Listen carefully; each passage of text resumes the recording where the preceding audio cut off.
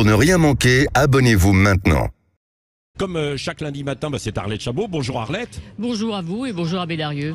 Ben oui, bien sûr. Et puis toute ouais. la France rurale qui est en train de se lever, ma chère Arlette. Alors que peut dire Emmanuel Macron qui va s'exprimer ce soir? Alors, deux mots, deux verbes auraient orienté la réflexion du président de la République ces derniers jours. Ces deux mots, deux verbes, c'est apaiser et accélérer. C'est un peu contradictoire, hein, c'est comme appuyer sur le frein et l'accélérateur, mais c'est en même temps. Alors apaiser, c'est pas ce qu'Emmanuel Macron fait le mieux.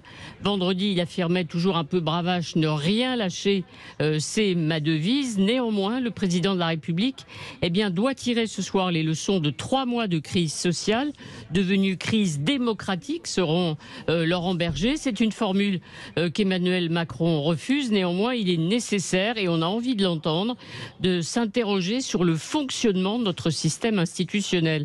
Les fameuses conférences citoyennes qu'il affectionne ne sont pas suffisantes, évidemment, pour recueillir l'avis, le sentiment et consulter les Français. Apaiser, c'est renouer aussi avec les syndicats. Et de ce côté, le rendez-vous de demain proposé par le chef de l'État n'aura pas lieu.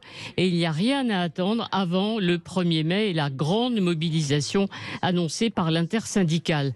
Deuxième verbe, accélérer, ça veut dire accélérer les réformes.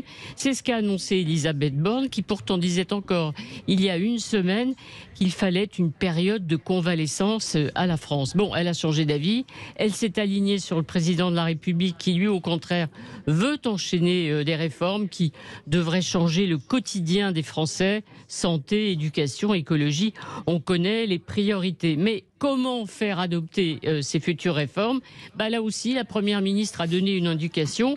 L'heure n'est pas aux coalitions. Ça veut dire qu'il n'y aura pas d'accord de gouvernement avec les Républicains. Mais ça veut dire aussi, pour les semaines qui viennent, qu'Elisabeth Borne devrait rester à Matignon.